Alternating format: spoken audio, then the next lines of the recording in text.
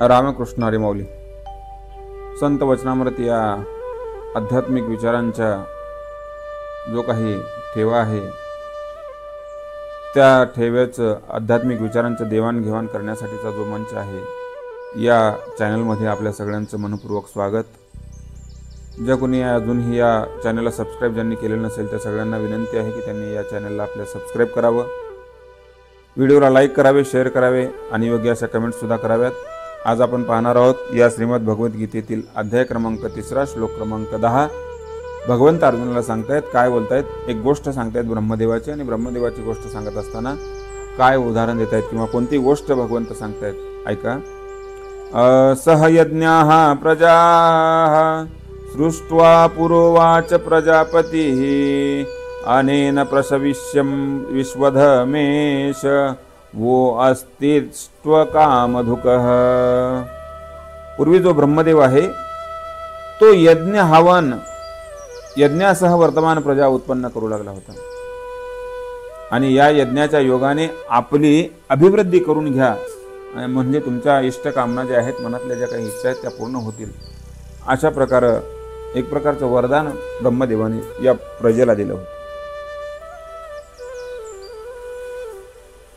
ब्रह्मदेवानं सृष्टीची निर्मिती केल्यानंतर कशा पद्धतीने मानवी जीवाचं कल्याण होईल, कशा पद्धतीने त्याच्या मनातील इच्छा आकांक्षा पूर्ण होतील याचं मार्गदर्शन करत असताना सांगितले की तुम्ही काय करा, यज्ञ करत जा.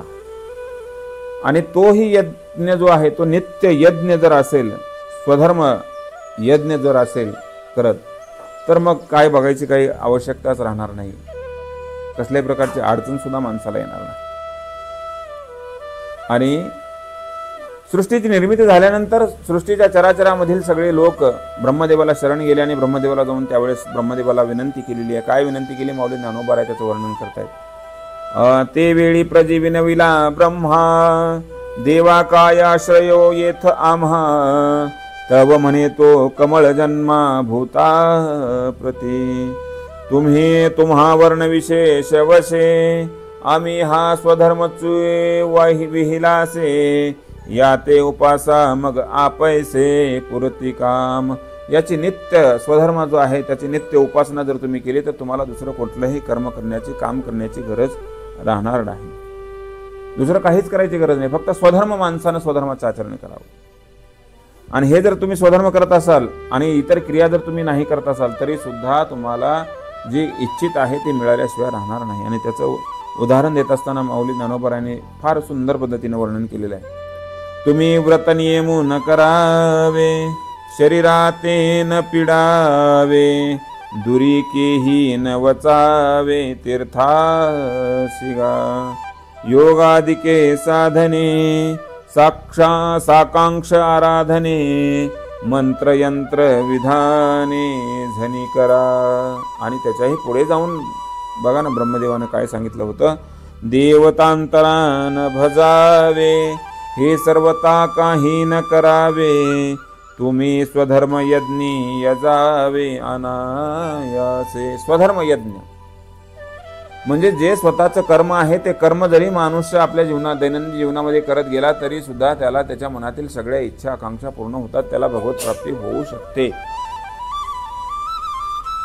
फार मोठी काही अवघड गोष्ट नाही भगवंताची प्राप्ती करून घेणे, पण ते स्वधर्माचं आचरण केल्यानं, स्वधर्मरूपी यज्ञ केल्यानं सहजासहजी ह्या गोष्टी शक्य होणार आहेत. आणि ब्रह्मदेवानं ज्यावेळेस ही सृष्टी निर्माण केली, या सृष्टीतल्या लोकांच्या कल्याणासाठीची गोष्ट ब्रह्मदेवांनी त्यांच्या विनंतीवरून जे काही सांगितलेली होती त्याचं उदाहरण माऊली या भगवान कृष्ण परमात्मा अर्जुनाला कुरुक्षेत्राच्या ठिकाणी देऊ लागलेले आहेत. रामकृष्ण हरी.